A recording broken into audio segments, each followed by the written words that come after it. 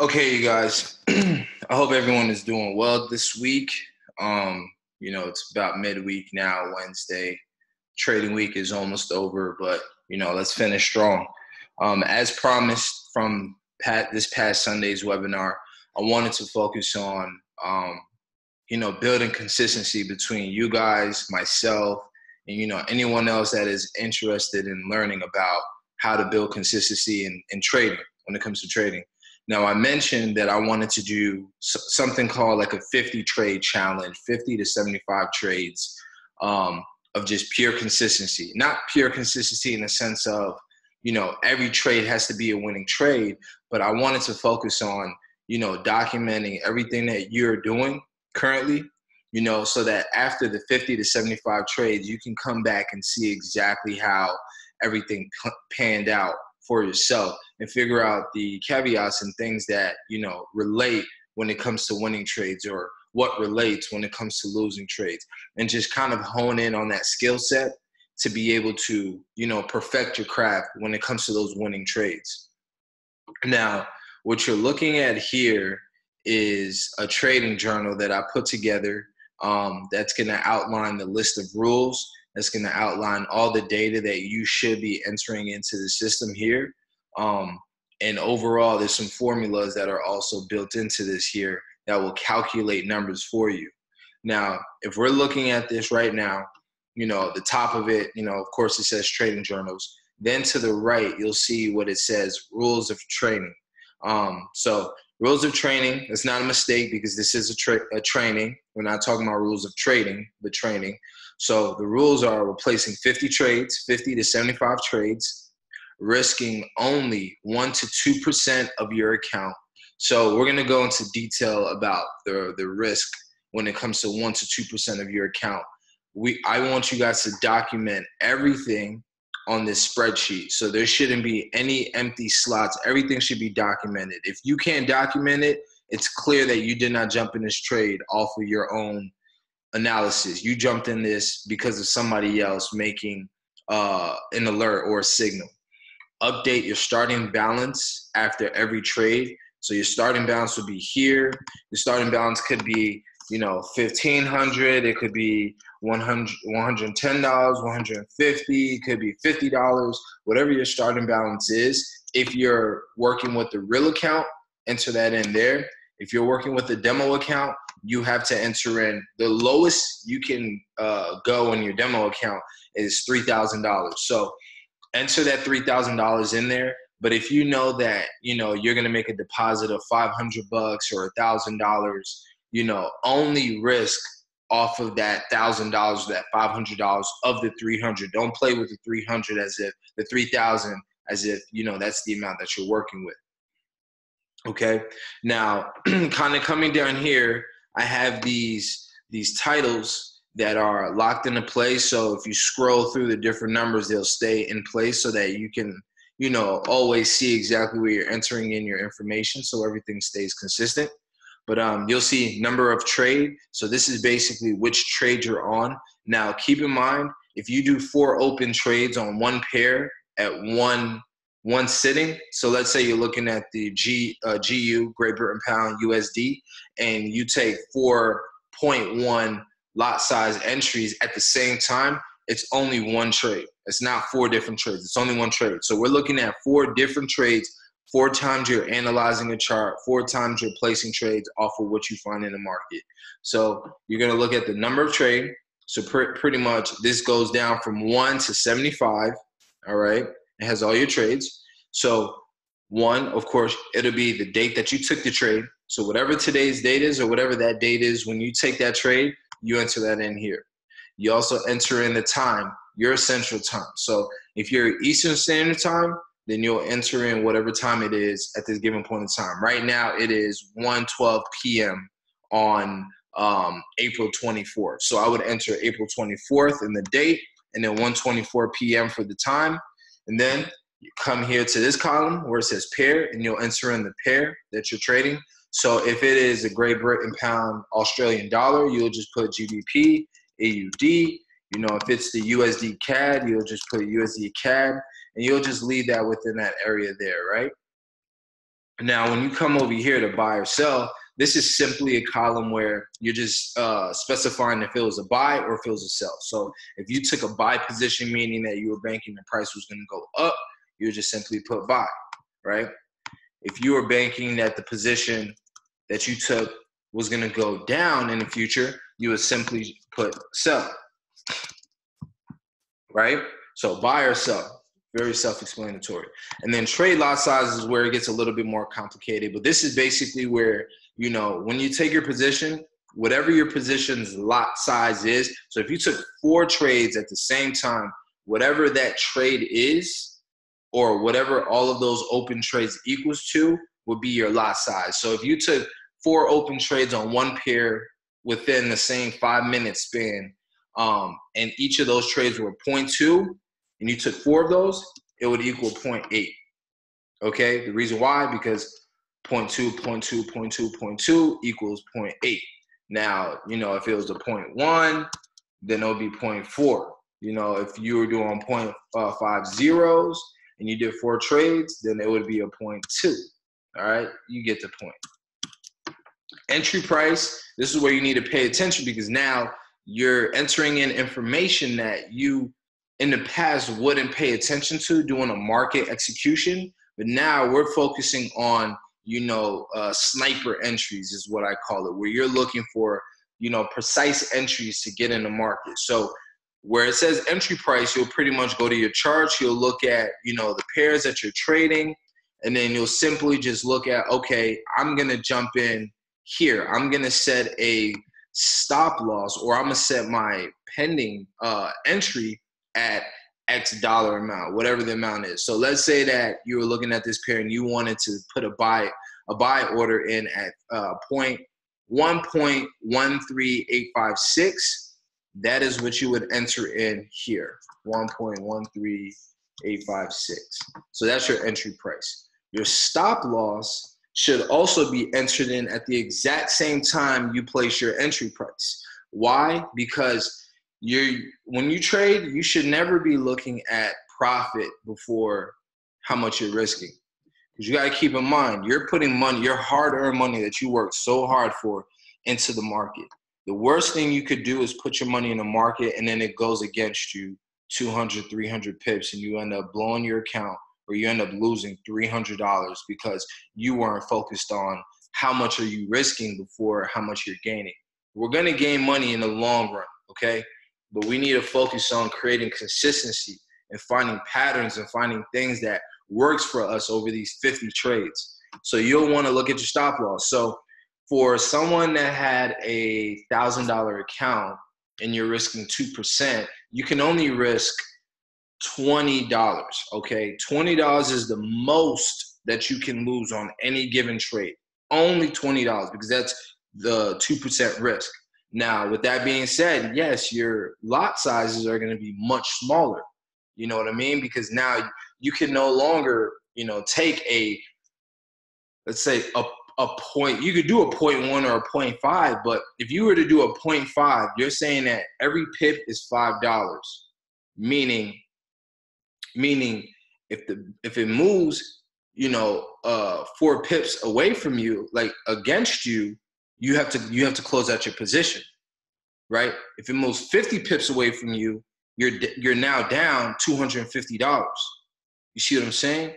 So if you're only risking $20 per move, you want to be mindful of the positions that you're taking, as well as how much drawdown you can support for that position you take. So a stop loss, you know, it's just based on the pairs that you're trading and where you're entering in at. You know, if you're doing key entries, like solid entries, I mean, you might have drawdowns of like 10 pips, 15 pips, you know, max 20 pips, but you shouldn't really go into like 30, 40, 50 pips away from you.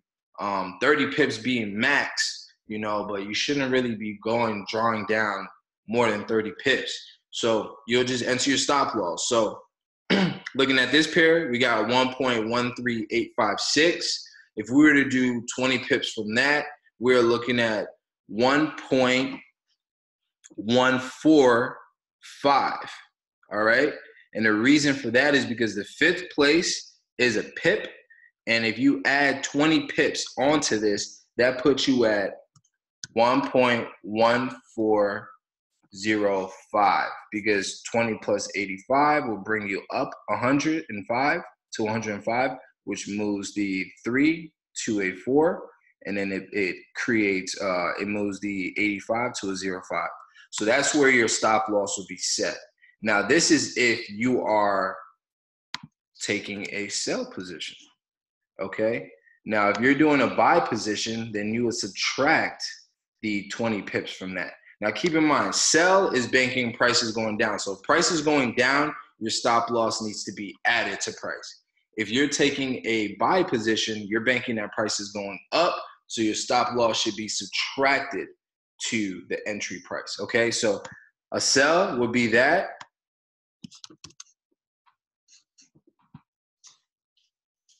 A buy would be this.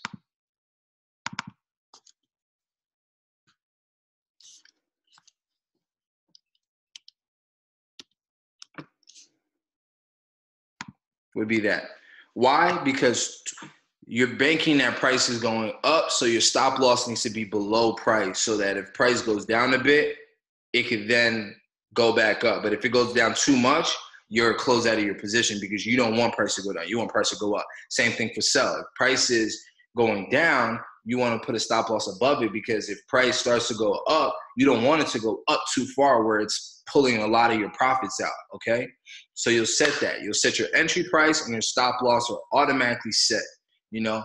And you're doing all of this while you're analyzing your chart. You should be looking at where you're going to enter at, where your stop loss is, and where your first take profit is, your take profit too. But since we're focusing on building consistency, let's only focus on a take profit 1.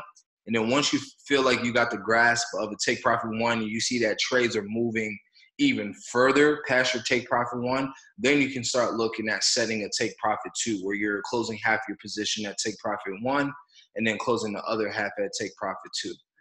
So at the next tab, we have profit losses in dollar amounts. So this is where you'll basically just enter in how much you gain. So let's say on your first trade, you took a sell, and then it went in your favor, and it moved 100 pips, and you made $50, okay? Solid 50, your $50 gain on your account, right? Now, let's say you took your second trade, and then your second trade it went against you, $22.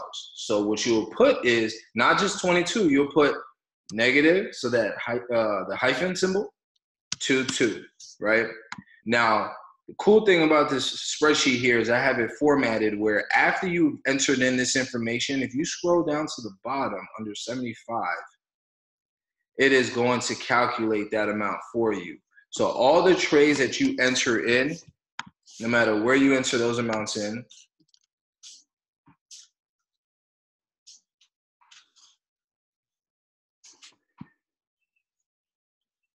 price is going to be calculated for you down at the bottom, okay? So just be mindful of that. No need to, do any type of calculations. Do not copy and paste anything into those fields.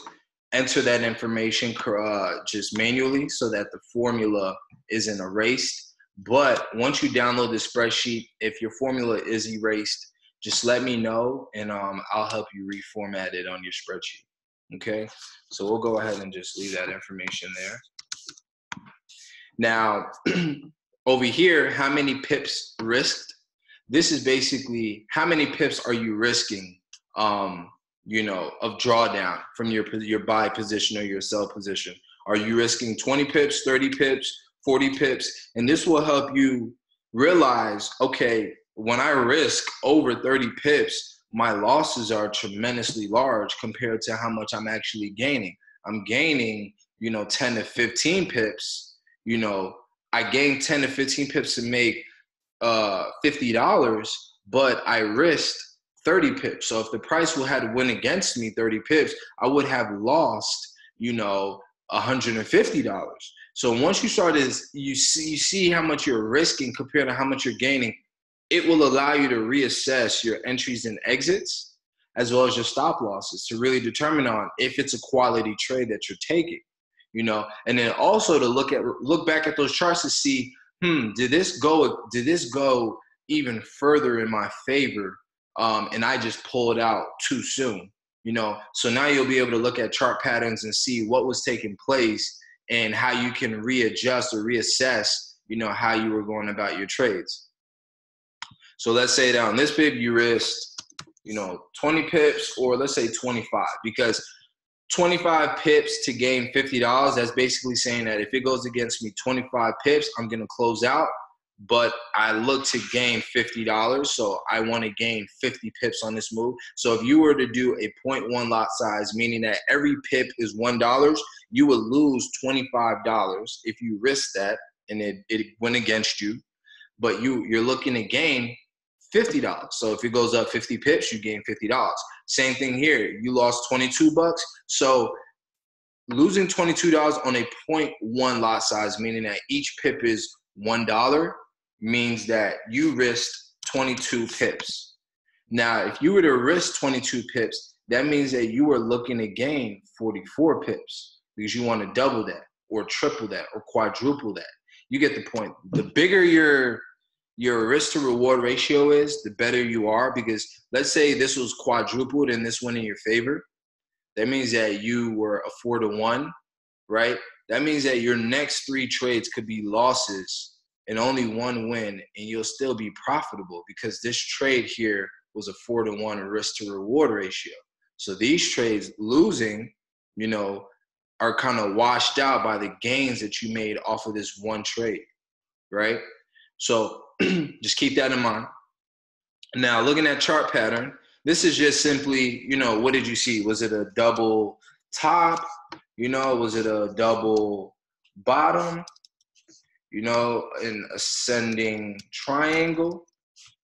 Whatever you saw in the market, go ahead and just enter that information there so that we know exactly what it is that you are looking at getting into, or the reason why you jumped into the trade. Was it a double bottom, a double top, an ascending triangle, descending triangle? What did you see on the chart that caused you to jump in a pattern, to jump into the market? And then from that point, based on your entry, what was the candlestick pattern? Was it a bullish engulfing? Was it a morning star?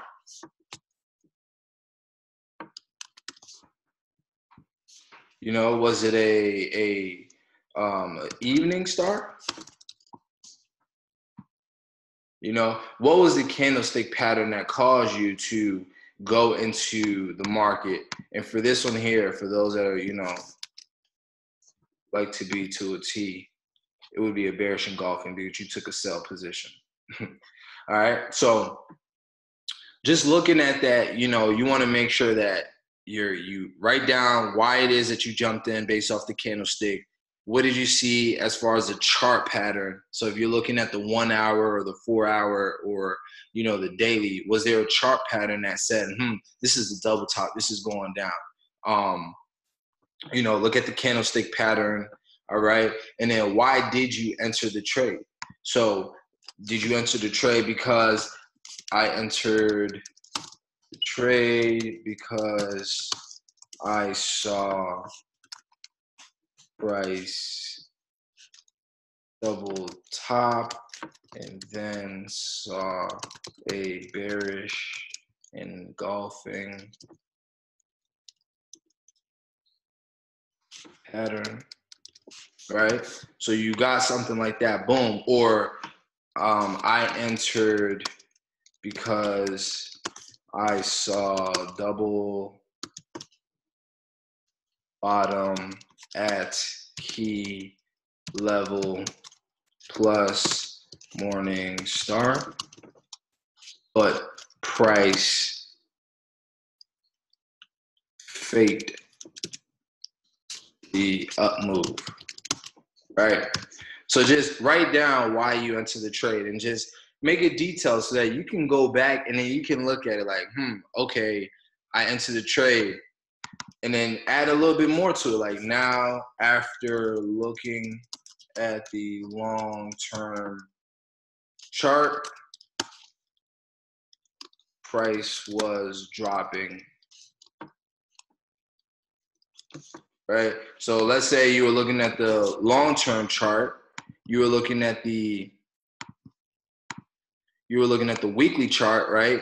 And then you saw that price was dropping. You saw that instead of price making an up move, you saw that, oh, you saw some type of market pattern right here, right? And it looked like it was going up, but as you looked at the long-term chart, you know, price was reducing. So that will give you a confirmation like, all right, next time, make sure I look at the weekly charts to see what's going on a weekly standpoint, right?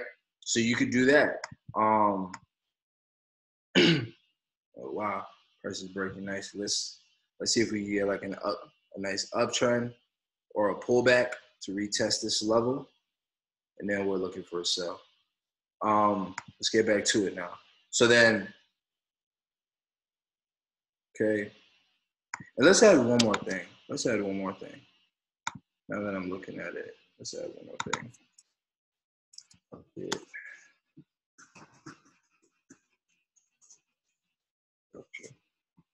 So what's the market structure? Is it uptrending or is it down trending? Is it up trending? Are we looking at consolidation?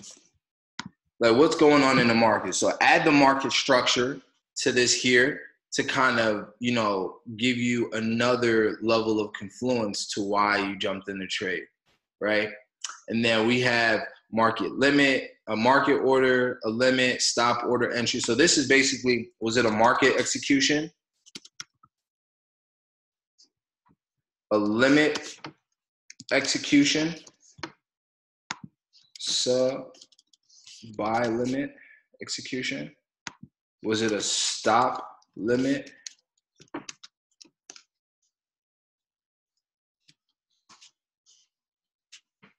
execution? So the difference between these, there's big differences between these three, okay? So you have your market execution. This is basically stating that, you know, I just want to get in at that price. You know, the price is at my level I want to jump into. So I'm just going to put in the market execution and just follow the wave. And I'm going to add my stop losses and my take profits as, you know, price is moving. That's what a market execution is, right? Then you have a limit order. So limit orders is basically saying that, all right, price has dropped. I want it to come back up and test an area, and then I want to sell it off. So you're basically saying that when price gets to this point, put me in with my stop loss above that, and price is going to drop, right? And the same vice versa for selling, or same vice versa for buying. So if price is going up, it breaks through a level, and then it comes back to retest an area, you'll put a limit order in saying that I want to buy in once price is down at this level, and then price is going to keep going back up in that same direction. Stop order is where, look at it like a bus stop. So once you get on once you're at the bus stop, the bus is coming to you, it'll stop, execute your order, and keep going in that direction. If you see prices dropping and you want to take an order down below to follow that as far as like a sell order, then you will put a stop sell order, a sell stop, so that price goes to your point, it executes you, and then it just keeps going down, right? The difference between the limit and then the stop order is that with limits, you want price to come back to an area and go back down, right? That's what you're looking for. You're looking for it to go up and come back down. So you set your stop losses above. And then the stop order is basically price is going down and it's just going to keep going down.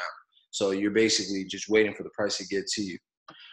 All right. And then, of course, your starting balance. Make sure that after every day's worth of trades, you update this so that you stay consistent with how much you have gained. All right.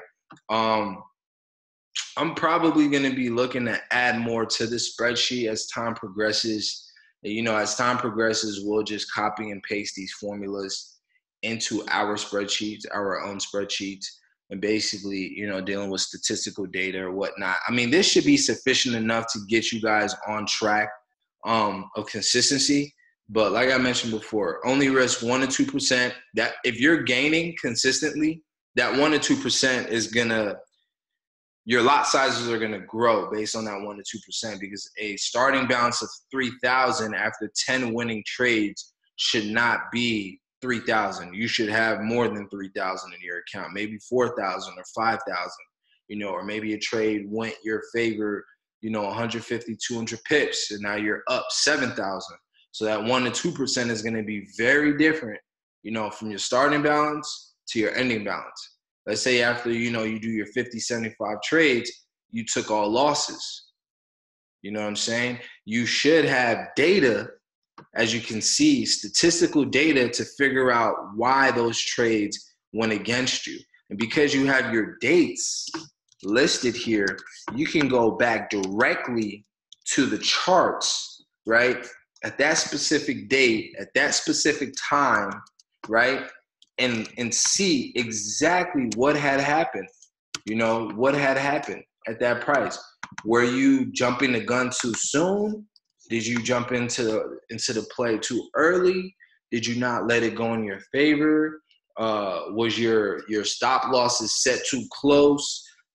All of that information should be listed. And let's add that. Let's add one more column.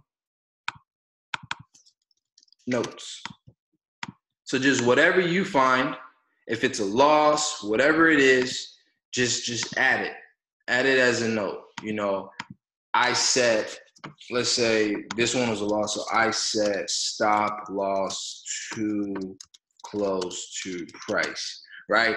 And you'll start to see every time you trade that pair, maybe it retraces, 30 to 40 pips away from you before it actually goes up. So now okay, when I'm trading, Great Britain pound odd, my stop losses should be 30 to 40 pips, right? Because I know that this pair likes to retrace 30 to 40 pips before it moves forward, 60 to 70 pips. So all of that information is listed here within the spreadsheet. Like mentioned before, if you are interested in this training, just within the chat room, just go ahead and send me a notification, or just quickly just send me an alert saying that, hey, I would like the Excel spreadsheet. Drop your email and I'll make sure to email it over to you so that you have access to it and you can download it and format it to your liking. Well, it's already formatted, but you'll just basically utilize this and put in your entries and exits, and just use the strategies that I teach, the 4 hours, the 1 hours, using the key levels, kind of trading news, and just looking at all that information in detail, and basically just documenting everything that you do, everything you see, document all of it, every last bit of it, okay? From start to finish, document everything that you see, because I'm telling you, once you complete this task, I'm in a group now of successful traders, and I pay attention to the webinars and I join in to hone in on my skill set. And this idea came from them, and from what they said is this is pretty much your meal ticket to financial freedom, being able to document all of this data and to figure out what you're good at and what you're not good at, and just to perfect things that you're good at. Whatever you're good at, perfect it, to allow the money to rake in, because the money will come. It's just, are you aware of what you're doing right, and are you aware of what you're doing wrong? That's the key to all of this, to understand that and to just, practice, just practice, So yeah, so that's pretty much the video. 50 trade challenge. It's more of a training than a challenge. Remember what I said, place 50 to 75 trades, only risk 1 to 2% of your account, document everything, and update your starting balance after every trade. Updating your starting balance is going to give you motivation to keep going, because if you're winning trades, you're going to see that number go up. And when you see that number go up, you're going to look at yourself like, yeah, let's keep going. So just get in the habit, document everything. I know sometimes it could be tedious, like, damn, I don't want to do this, still go through it, document it, keep the consistency coming. 50 to 75 trades. At the end of those 75 trades, at the end of those 50 trades, you'll have more than enough data to see what you're doing right and what you're doing wrong. And by the end of 50 trades, you should be consistent enough to start placing trades with real money and actually making profits in the market. So again, guys, I appreciate you guys tuning in. You know, everyone that's in the chat room, I appreciate everything that you guys doing. You know, you're taking in the information, you're giving me motivation by showing me that the stuff that I'm teaching is working. And you know, let's just keep going. Let's keep grinding. Let's keep getting it. Let's go ahead and, you know, just keep making money in this market. All right. Well, I'm signing out. Peace.